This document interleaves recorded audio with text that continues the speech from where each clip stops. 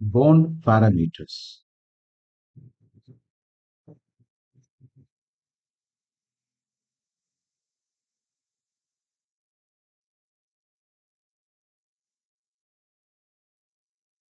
What are bond parameters? Bond length,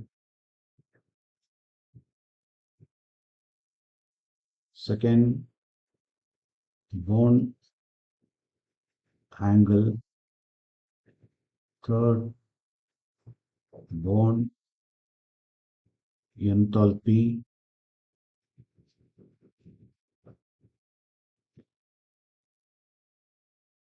then fourth bond order.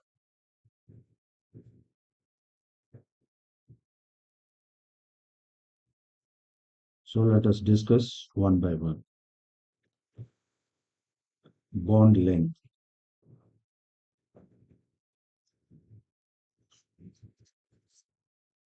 As I already mentioned, this is the internuclear distance. I would say this is the equilibrium distance between two nuclei.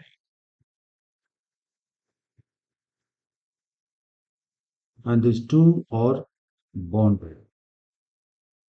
So you can say two bonded nuclei atoms or nuclei of two bonded atoms in a molecule is called the bond length. It is measured by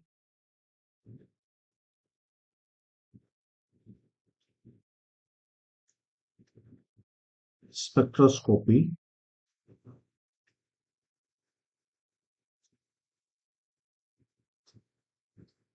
X-ray diffraction,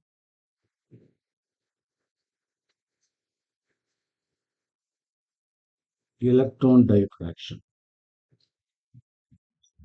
So,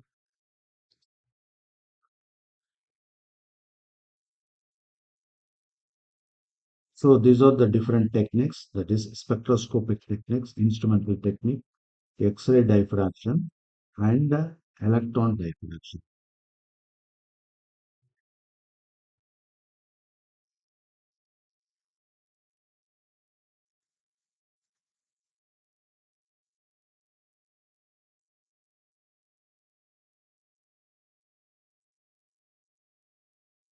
Got it?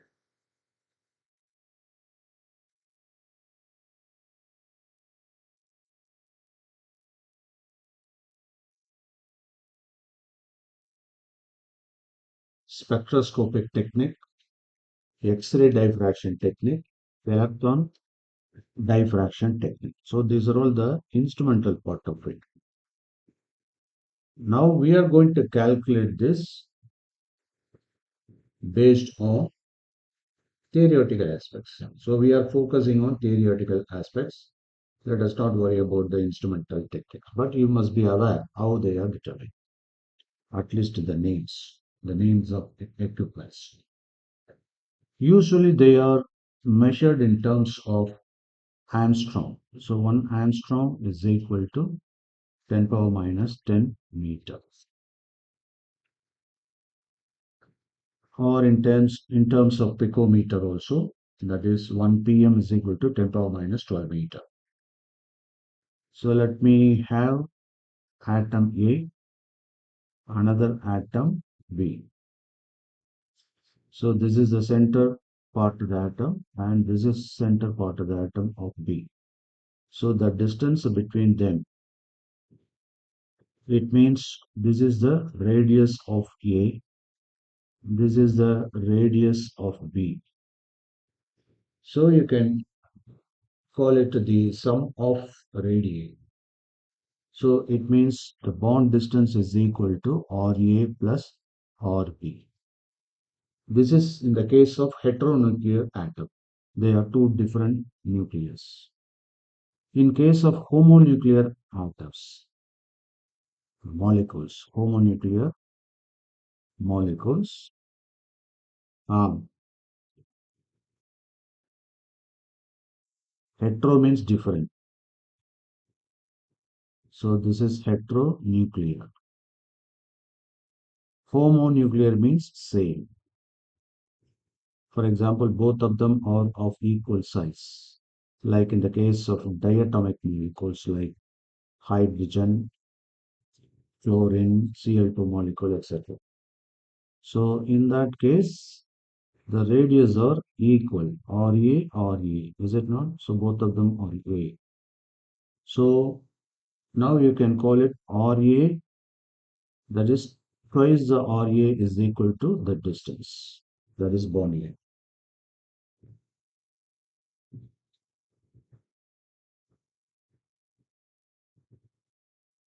And it can also be called, this Ra can be called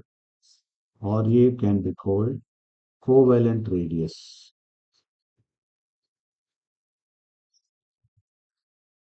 Covalent radius.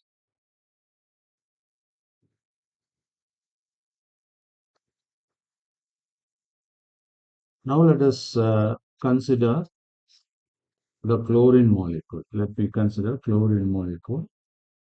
You've got one chlorine molecule here and another chlorine molecule here. Okay. Now the intermolecular distance is different. It is from here to here. Are you able to follow? So this is called intermolecular distance, and this is also known as the van der Waals distance. But here there is a nucleus, another nucleus of chlorine, chlorine, chlorine in between them. So this distance is the interatomic distance, which is nothing but the covalent radius.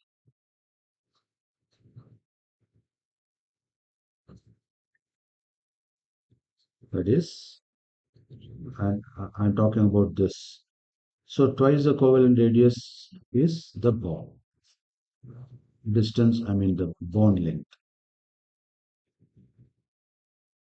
since they are homonuclear, means both of them are chlorine.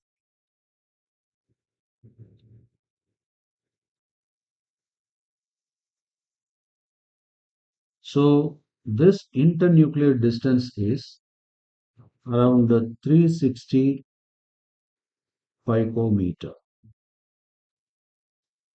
So in that case, what is van der Waals radius?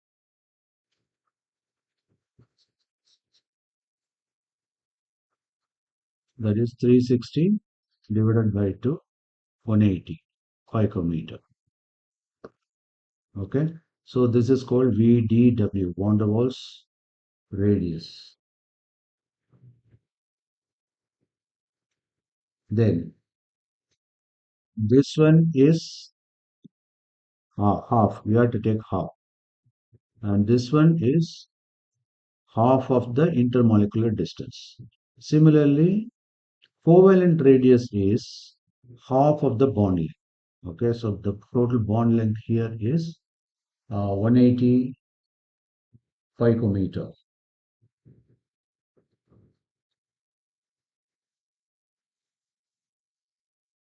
198 picometer. So in that case, what is the covalent radius? The covalent radius is 198 divided by 2 means 99 picometer. I hope now you should be able to calculate the values. There are various factors that affect the bond length and that are listed here. Write down factors affecting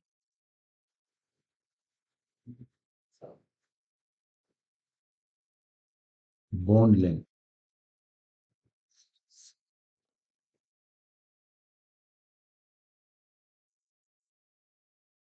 Correct?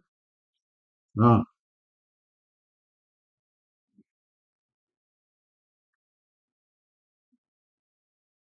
360 divided by 2, 180. That is called van der Waals radius. This is 198. That is the bond length. And because that is twice the bond length, twice the covalent radius. Therefore, covalent radius is equal to 198 divided by 2. That is 99 by 2 Newton. This is regarding Cl only, chlorine molecule only. Okay. There are a lot of disturbances from your side. Please text otherwise. Now listen. So, factors affecting bond length. The size of the atoms. That is a key point here. Size of the atom.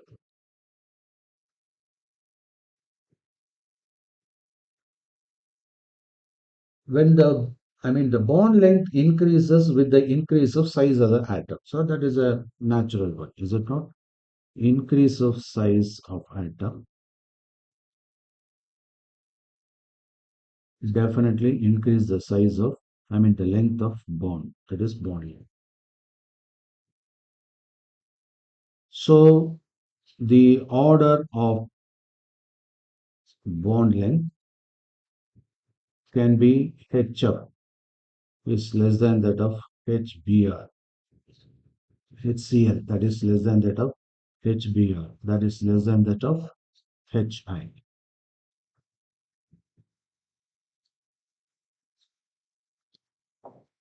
Similarly, in the case of carbon is less than that of silicon, that is less than that of germanium to germanium. Because carbon has less atomic size than silicon. Silicon has less atomic size than germanium. So likewise it goes. Then second aspect is bond multiplicity.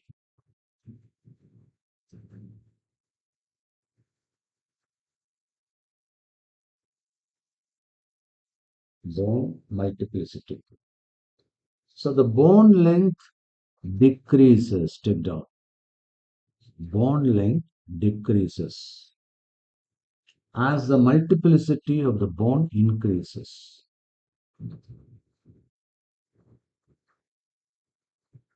What do you mean by that? For instance, C triple bond, that is more multiple, triple bond, is less than that of C double bond C. That is less than that of C single bond C.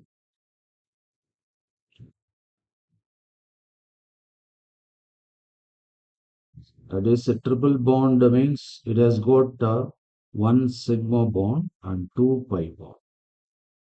Whereas in this case, it has got one sigma bond, one pi bond. And here only one sigma bond. The pi bond is resulted, first I will talk about sigma bond. Sigma bond is resulted due to overlapping of coaxial bonding. So this is the coaxial bonding, that is sigma. Whereas pi is because of sidewise overlapping. So when a bond has the tendency to have the sidewise overlapping, it should be as close as possible. And that is why, since they have got two pi bond, it is the bond length is less, the least, and this is optimum. And there is no pi bond involved, only sigma bond. So the bonding overlapping of orbitals can be achieved even by the sigma bond by axial overlap. Okay, next. And we can interpret in terms of hybridization also. For example, what about the hybridization of triple bond sp? So sp hybridized atoms are, that is, having less bond length than that of sp2, than that of sp3. Okay, almost it follows the same order of multiplicity. So as far as factors regarding the bond length, so you have to be thorough with these concepts. You can anticipate some reasoning questions based on this. Then bond angles.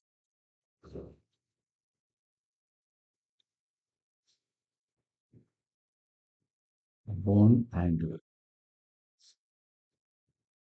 The bond angle between the orbitals containing electron pairs around the central atom in a molecule can be called bond angle. For example, the angle between the orbitals. What is bond angle? The angle between orbitals. Orbitals of what? Orbitals containing the bonding, chemical bonding here. Bonding electron pairs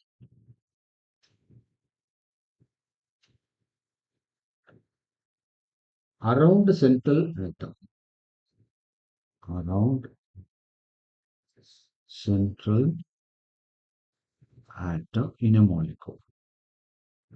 So this is called bond angle. For example, let me consider methane, CH4. In CH4, the carbon is at the center. Here you have a bond, CH, another CH, another H, and another H. So this is called tetrahedral arrangement.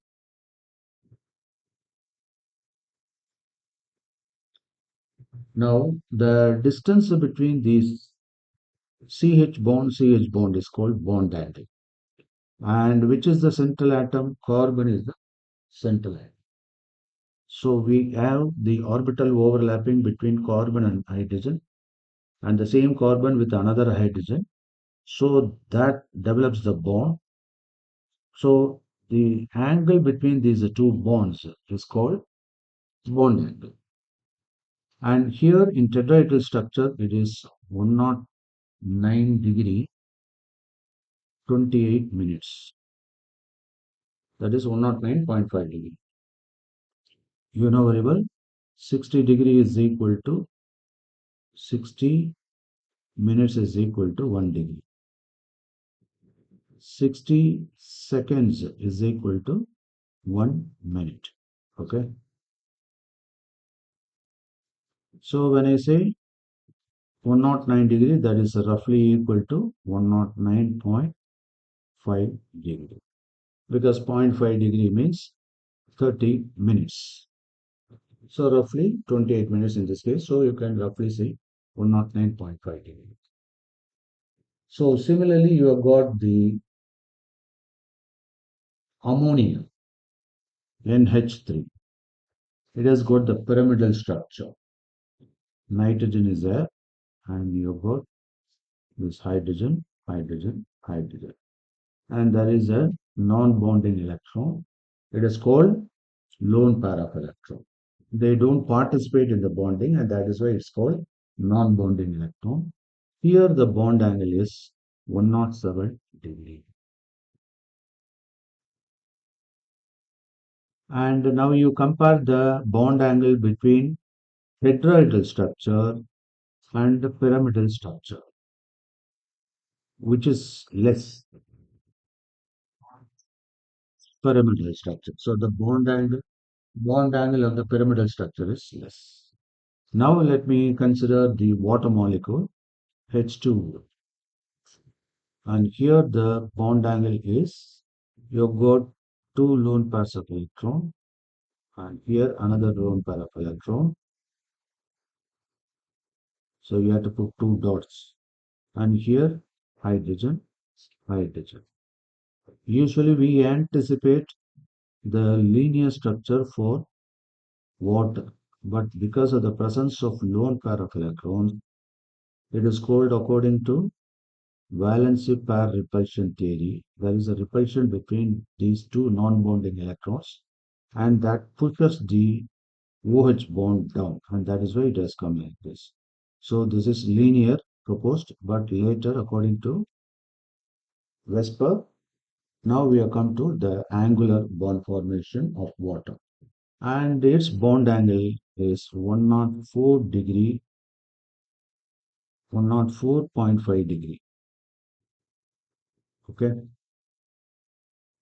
So how many lone pairs are there in water? Two lone pairs. And yeah. So why the bond angle is 104.5 instead of 180 degree? Because of dash. What is that? Vesper constant. VSEPR. Set valency shell electron pair repulsion concept or TE. Now we have the symmetric model, that is trigonal planar, that is boron fluoride.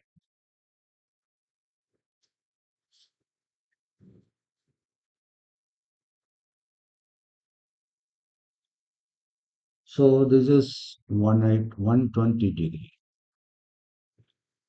Okay, there is no lone pair and it is trigonal planar, trigonal planar structure.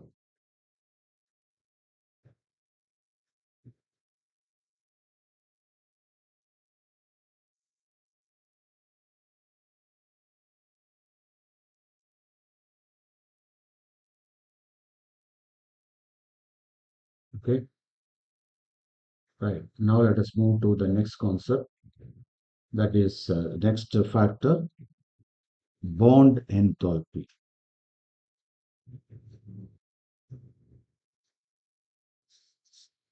Bond enthalpy. It is the amount of energy required to break 1 mole of bonds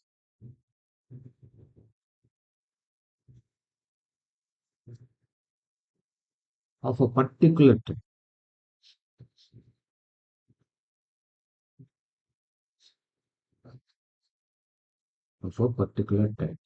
between two atoms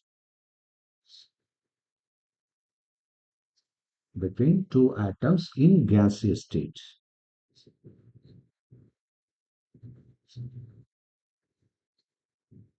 Okay, its unit is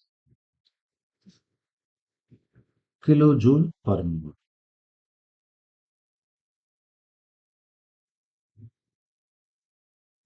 Let me consider hydrogen gas.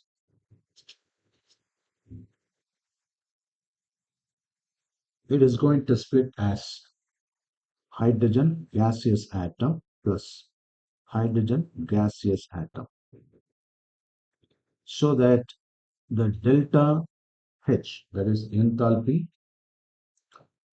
usually it is called delta H naught, that is actually, standard state of temperature pressure, 435.8 kilojoule per mole.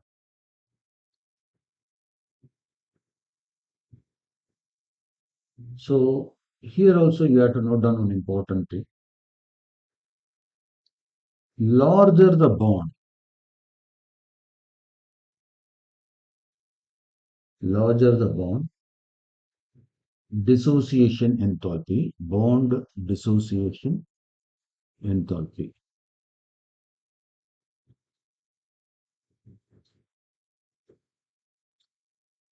When I say bond enthalpy, which is nothing but bond dissociation, bond breaking enthalpy. So there will be more bond dissociation enthalpy when, what is the impact? It indicates that the bond is stronger.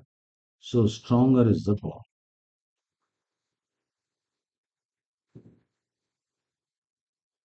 Because you may spend more amount of energy to break a stronger bond. In case of diatomic molecules,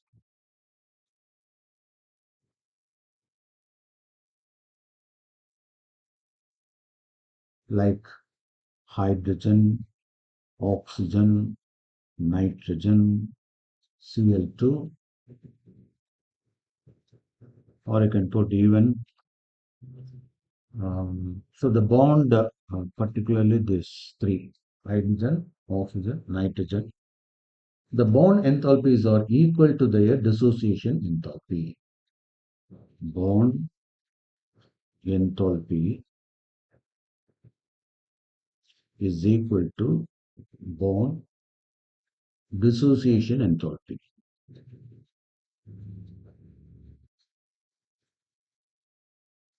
You can call it not bond, simply dissociation enthalpy.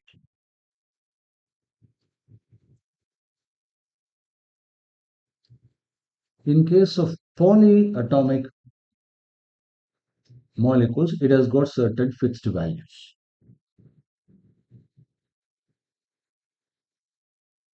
For OH bond, the bond enthalpy value is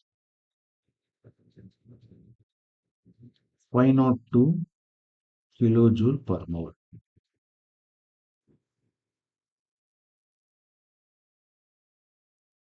For example, let me consider H2O. First, let me break H2O as H plus OH. That is, I have split one OH here and the remaining is OH. Now again, I have got this OH. Then I am going to break this as O plus H. Now look at this. This is the first bond enthalpy. This is the second bond enthalpy. So the first bond enthalpy is, that is 502 kilojoule per mole. So once it is broken, and once again when you want to break it, and here less amount of energy is required for splitting the OH. Now in that case, we have to calculate the average bond enthalpy. Average bond enthalpy. So we have to calculate in this way. B1 plus B2 whole divided by 2. Therefore, 502 plus 427 whole divided by 2. So that comes around 464.25 kilojoule per. So this is the way you have to calculate the average bond enthalpy based on the individual enthalpies. And once again, there are so many factors that affect the bond enthalpy. So let us see one by one. Here, tell me. You- Just a minute. Now your audio is clear. The best way is let me complete, and towards the end of the session, you can ask me by typing. That will be better. Okay. Note down this point, and towards the end, you can ask me. Next. Um, factors affecting factors affecting bond enthalpy.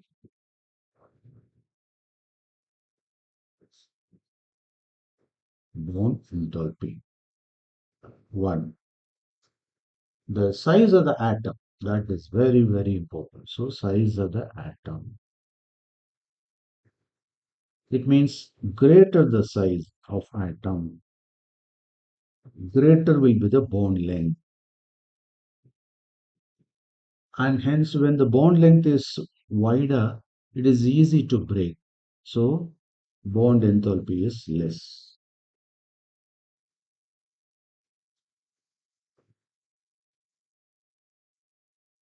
And it indicates what the bond strength is less.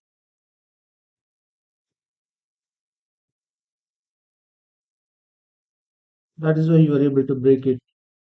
Second, bond multiplicity again.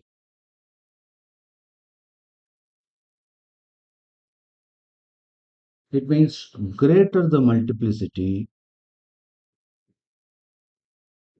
greater the multiplicity, greater is the bond dissociation enthalpy.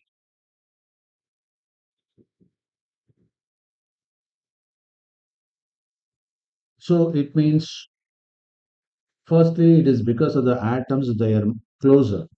As we already discussed in the previous case, multiplicity results what? The bond distance will be less.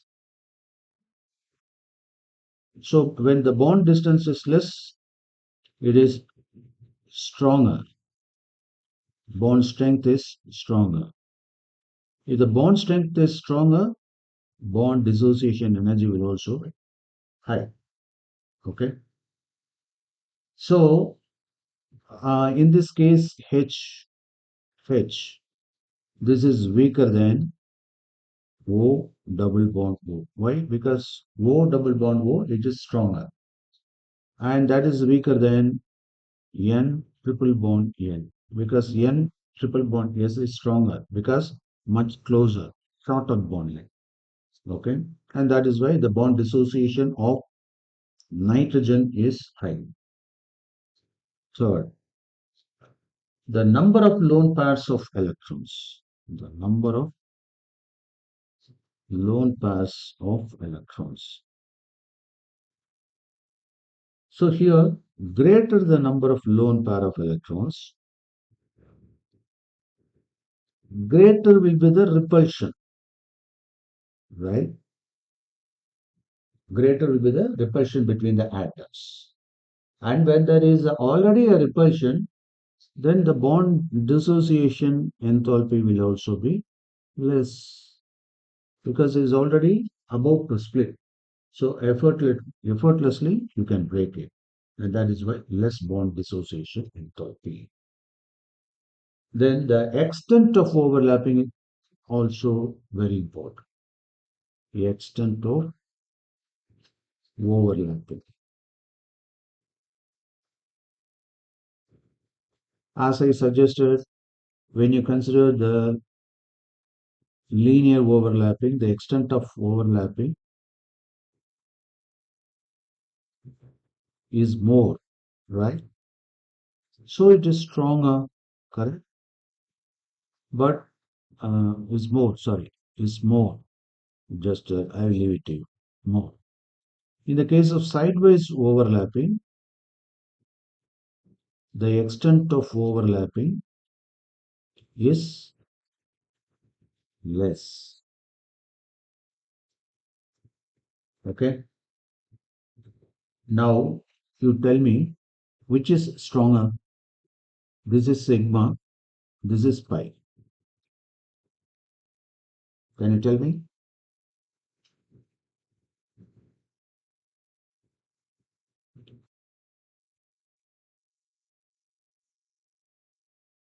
Sigma is stronger than pi. Okay.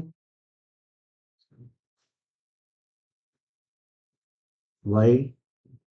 Because, see, you just look at it. The extent of overlapping is more if it goes linearly, axially. But when they combine laterally, what happens? The extent is less. Okay. And that is why whenever you have got double bond, the pi bond is susceptible to breakage. Why? Because it is weaker. When there is a bond twisting takes place, immediately the lateral overlapping will be affected. And that is why you can have more reactions in case of C double bond C, C double bond O, etc. Okay. Next, the fourth one is bond order vector.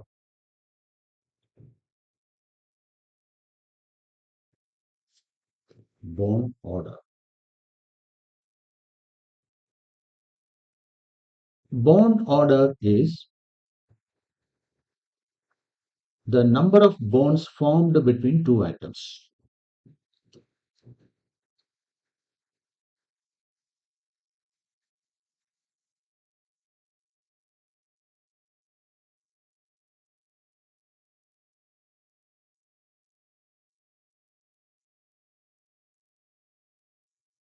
in a molecule.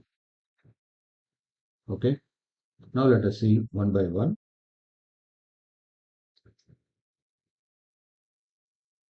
Hydrogen, hydrogen. What is the bond order? It is one. Oxygen, oxygen. Double bond oxygen. What is the bond order? Two. Why? It is involving two. Yeah. And can you guess for nitrogen? It is three. And what about this? This is also three. C triple bond. Okay. So there is a way to calculate the bond order also. In case of odd electron molecules, the three electron bonds are considered as equivalent to two half covalent bonds. Okay, take down. In case of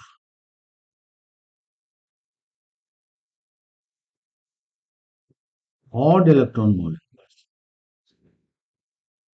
odd electron molecules. The three electron bonds are considered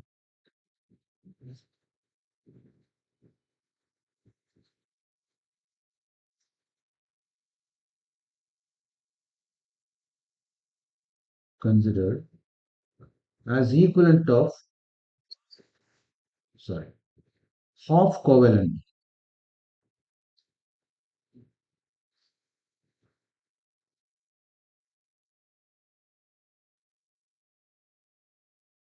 considered as equivalent to half covalent bond. So in such cases, the bond order can be fractional. Now let me consider the Lewis structure of NO. N, you've got double bond O, so you have bond here. Okay. Now in that case, how to calculate? So the bond order here, bond order is equal to 2 and down.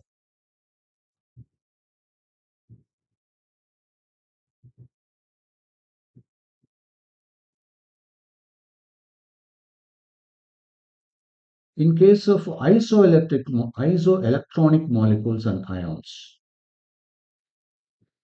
the bond order may be identical.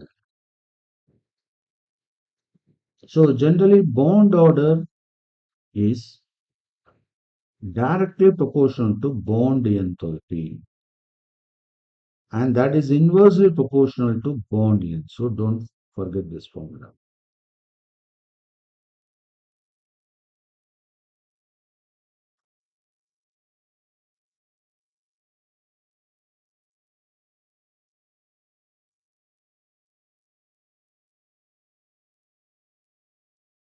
So now let us discuss the limitations of deviations from the octet rule.